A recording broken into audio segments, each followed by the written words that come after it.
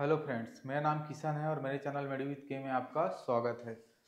Friends, हम classification of सिफेलोस्पोरिन्स के बारे में पढ़ रहे हैं। ठीक है, सिफेलोस्पोरिन में अभी तक 5 जनरेशन आया है friends. First generation, second generation, third generation, fourth generation और फिफ्थ जनरेशन। ठीक है फ्रेंड्स, फर्स्ट जनरेशन के बारे में हम लोग पढ़ चुके हैं, सेकेंड जनरेशन के बारे में पढ़ चुके हैं। फर्स्ट जनरेशन में क्या होता था, ग्राम पॉजिटिव के अगेंस्ट ज़्यादा इफेक्टिव था और ग्राम नेगेटिव की इफेक्ट नहीं कर पाता था। ठीक है फ्रेंड्स, सेकेंड जनरेशन क्या है, ग्राम पॉजिटिव बैक्टीरिया के अगेंस्ट कम इफेक्टिव हुआ और ग्राम नेगेटिव के अगेंस्ट ज़्यादा इफेक्टिव हो गया। ठीक है फ्रेंड्स, तो इसलिए थर्ड जनरेशन बनाया गया। ठीक है, तो थर्ड जनरेशन में क्या हुआ, third generation gram negative bacteria है उनके प्रति बहुत ज़्यादा स्ट्रांग हो गया। ठीक है, और ग्राम पॉजिटिव को भी इफेक्ट करने लगा। ठीक है फ्रेंड्स, लेकिन ज़्यादा ग्राम नेगेटिव को इफेक्ट करने लगा।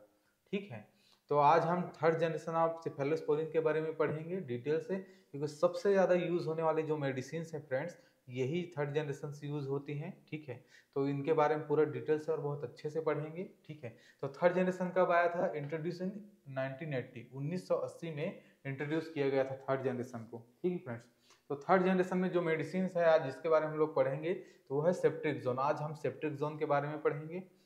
फ्रेंड्स, सेप्ट्रिक्सोन के बारे में पढ़ने से पहले बीटा लैक्टेमेज इनहिबिटर क्या होता है उसके बारे में थोड़ा जान लेते हैं। ठीक है, तो बीटा लैक्टेमेज इनहिबिटर कौन कौन से हैं, क्लेवेनिक एसिड, साल्बेक्टम, टेजोबेक्टम, ये तीनों क्या है, बीटा लैक्टेमेज इनहिबिटर्स हैं। ठीक है फ्रेंड्स, अब बीटा लैक्टेमेज इनहिबिटर्स इनको क्यों बोलते हैं ये देख लेते हैं थोड़ा।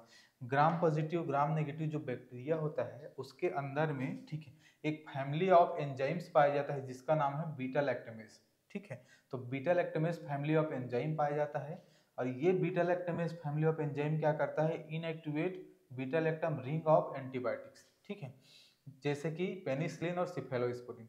पेनिसिलिन सिफेलोस्पोरिन क्या है, बीटा लैक्टम एंटीबायोटिक्स में आते हैं, तो उनके केमिकल स्ट्रक्चर में बीटा लैक्टम रिंग पाया जाता है। ठीक है, तो इसी रिंग को क्या करता है बीटा लैक्टमेज, ठीक है, इनएक्टिवेट कर देता है, जिससे ये पेनिसिलिन और सिफेलोस्पोरिन अच्छे से काम नहीं कर पाता। ठीक है, तो इससे बचाने के लिए, इसकी इफेक्टिवनेस को बढ़ाने के लिए, ठीक है, बीटा लैक्टमेज इनहिबिटर लाया गया जिसमें तीनों मेडिसिन आती हैं। तो यही तीनों मेडिसिन को ये दोनों के मतलब कॉम्बिनेशन में ऐड करके दिया जाता है। जैसे एग्जांपल के लिए मैं बताऊं तो पेनिसिलिन का जो एमोक्सिसिलिन आता है तो एमोक्सिसिलिन के साथ इसको दिया जाता है, एमोक्सिसिलिन क्लेविनेट करके आता है। ठीक है, 625 mg का। ठीक है फ्रेंड्स, तो ये उसका कॉम्बिनेशन में आ जाता है। साल्बेक्टम, साल्बेक्टम को सेप्ट्रिक्सोन के साथ भी दे देते हैं, सेफोपेराजोन के साथ भी दे देते हैं। ठीक है फ्रेंड्स, टेजोबेक्टम, टेजोबेक्टम को पेनिसिलिन के पेरासिलिन जो आता है मेडिसिन उसके साथ कॉम्बिनेशन में देते हैं।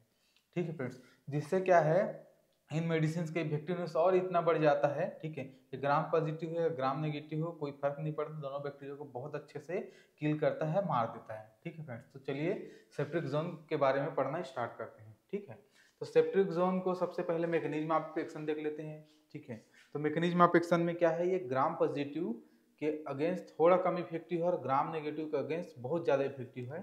ठीक है, फिर भी दोनों को पेनेट्रेट करके, ठीक है, पेनेट्रेट करके अंदर चले जाता है। अंदर जाने के बाद क्या होता है, inhibit bacterial cell wall synthesis.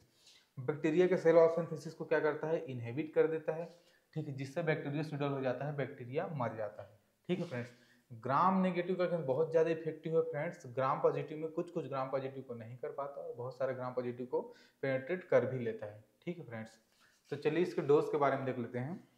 Dose में 250 mg का आता है, 500 mg का आता है, 1 ग्राम का आता है। ठीक है फ्रेंड्स, ये जो 1.5 ग्राम का आता है ना फ्रेंड्स, ये साल्बेक्टम के कॉम्बिनेशन में आता है, सेप्ट्रिक्सोन प्लस साल्बेक्टम। ठीक है, अगर नॉर्मल लिया जाए तो सेप्ट्रिक्सोन 1 ग्राम का और 2 ग्राम का, 500 mg और 250 mg का आता है। ठीक है फ्रेंड्स, अगर कॉम्बिनेशन में दिया जाए तो 1.5 ग्राम का भी आता है।